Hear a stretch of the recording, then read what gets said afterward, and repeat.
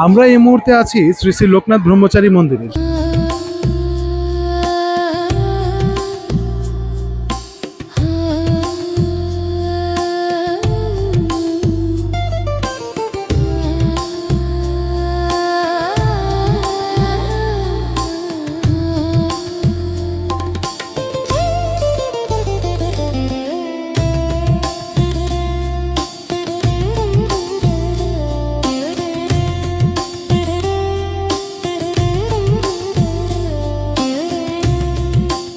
আমরা এই মুহূর্তে আছি শ্রী শ্রী লোকনাথ ব্রহ্মচারীর সমাধি মন্দিরে এবং পাশেই রয়েছে শ্রী শ্রী জানকীনাথ ব্রহ্মচারীর সমাধি মন্দির।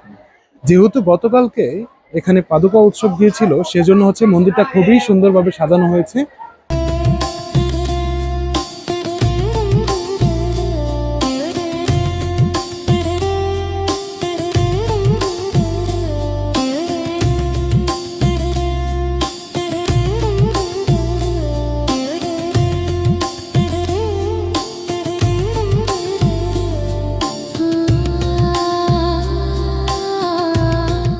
আমরা এখন আছি লোকনাথ ব্রহ্মচারী মন্দিরের ভিতরে।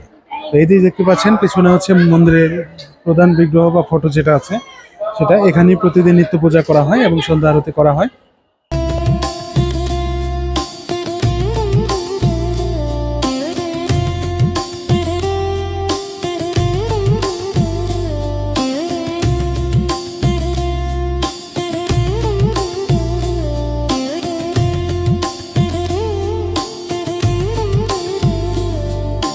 মন্দিরটিতে রয়েছে একটি পুকুর, আর সেই পুকুরের উপরে আছে একটি মহাদেবের বিগ্রহ, যার কারণে এই মন্দিরের সৌন্দর্য আরো বৃদ্ধি পেয়েছে।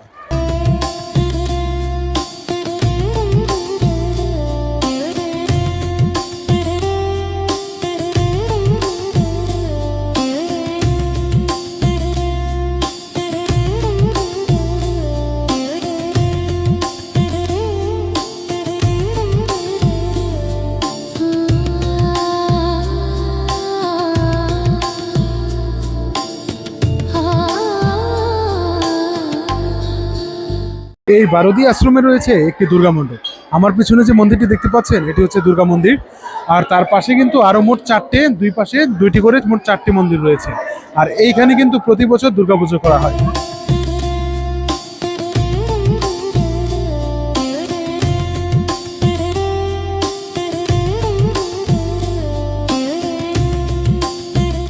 এটা হচ্ছে শ্রীমৎ বেণীমাধব ব্রহ্মচারীর মন্দির, যিনি ছিলেন কিনা বাবা লোকনাথের গুরু ভাই। উনি হচ্ছেন গোয়ালিনী মা বা গোসাই মা, যিনি কিনা পূর্বজন্মে লোকনাথ ব্রহ্মচারীর মা ছিলেন। এটা হচ্ছে আচার্য গুরু শ্রীমৎ ভগবান গাঙ্গুলির মন্দির, যিনি কিনা ছিলেন বাবার প্রথম গুরুদেব। এটা হচ্ছে মহাযোগী গুরু মহাত্মা তৈলঙ্গ স্বামীর মন্দির, যিনি ছিলেন বাবার দ্বিতীয় গুরুদেব।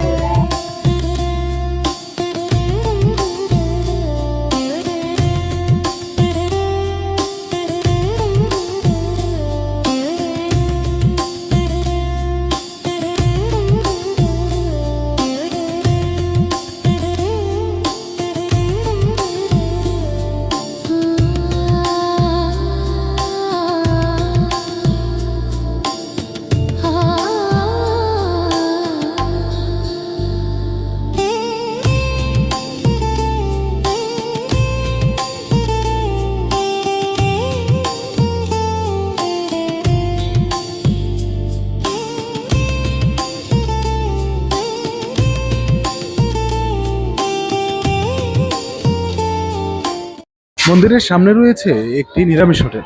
তো আপনারা চাইলে এখানে এসে খাওয়া দাওয়া করতে পারেন।